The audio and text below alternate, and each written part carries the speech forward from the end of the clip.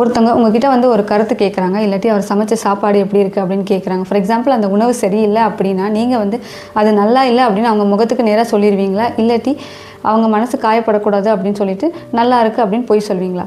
நம்ம எல்லாரோட லைஃப்லையும் இந்த மாதிரி தர்ம சங்கடமான சுச்சுவேஷன் கண்டிப்பாக வந்திருக்கும். நம்ம நேர்மையாக இருக்கிறது முக்கியமா இல்லை நல்லவர்களாக இருக்கிறது முக்கியமா, எது நம்மளோட லைஃபுக்கு முக்கியமானது அப்படின்றத தான் பார்க்க போகிறோம்.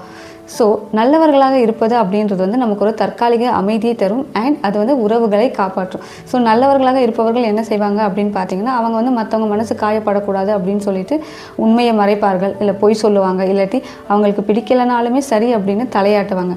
அவங்க இந்த மாதிரி செய்யும்போது அவங்க காலப்போக்கில் சொல்லிட்டு இருக்க இந்த நல்ல பொய்கள் என்ன செய்யும் அப்படின்னு பார்த்தீங்கன்னா, அவங்கள வந்து ஒரு போலியான மனிதர்களாக மாற்றிடும்.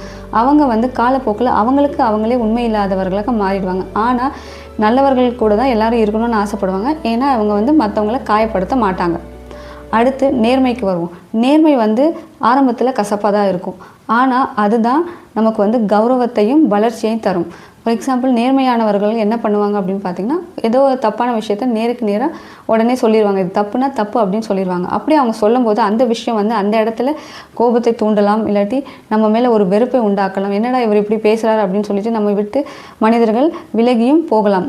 ஆனால் காலப்போக்கில் இந்த நேர்மை தான் நமக்கு வந்து ஒரு கௌரவத்தை கொண்டு வரும். எப்படி அப்படின்னு பார்த்தீங்கன்னா, ஓகே இவர் வந்து எப்போவுமே உண்மையை தான் சொல்லுவார், இவர் வந்து மற்றவங்களுக்காக போய் சொல்லி ஐஸ் வைக்க மாட்டார், இவர் எது சொன்னாலும் உண்மையாக தான் இருக்கும் அப்படின்னு நம்ம மேலே ஒரு ட்ரஸ்ட் வரும். அந்த ட்ரஸ்ட் வந்து நல்லவன் அப்படின்னு பேர் எடுக்கிறத விட இவர் நம்பிக்கையானவர், உண்மையானவர் அப்படின்ற பேர் வந்து பல மடங்கு பெருசு.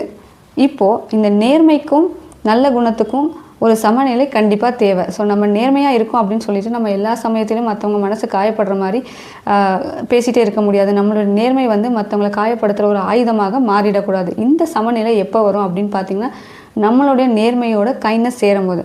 ஃபார் எக்ஸாம்பிள் அந்த உணவு சரியில்லை அப்படிங்கிறப்போ, அந்த உணவு சரியில்லை அப்படின்னு டைரெக்டாக அவங்க ஃபேஸில் சொல்கிறதுக்கு பதிலாக இல்லை உப்பு இன்னும் கொஞ்சம் கம்மியாக இருந்திருந்தால் நல்லா இருந்திருக்கும் அப்படின்னு சொல்லும்போது அந்த கைண்ட்னஸ் வந்து அந்த கைண்ட்னஸும் உண்மையும் சேரும்போது அந்த ஒரு சுச்சுவேஷன் வந்து ரொம்பவே பெருசு அண்ட் அது ரொம்பவும் மிக சிறந்த ஒரு செயலாக இருக்கும். ஸோ அதனால் எப்போவுமே கைண்ட்னஸ், நம்ம உண்மையை சொல்லணும், ஆனால் அதே சமயத்தில் கொஞ்சம் அன்பாகவும் சொல்லணும். அது வந்து ரொம்பவே அவசியம். இப்போது கைண்ட்னஸாக ஹானஸ்டியாக எது வின்னர் அப்படின்னு பார்த்தீங்கன்னா, கண்டிப்பாக ஹானஸ்டி தான். ஸோ நம்ம போலியாக நல்லவர்களாக இருப்பதை விட ஹானஸ்டாக நேர்மையாக மனிதர்களாக இருக்கிறது தான் ரொம்ப முக்கியம். அதே சமயத்தில் நான் சொன்ன மாதிரி நம்ம ஹானஸ்டியோட கைண்ட்னஸும் இருக்கணும், அதுவும் ரொம்ப அவசியம்.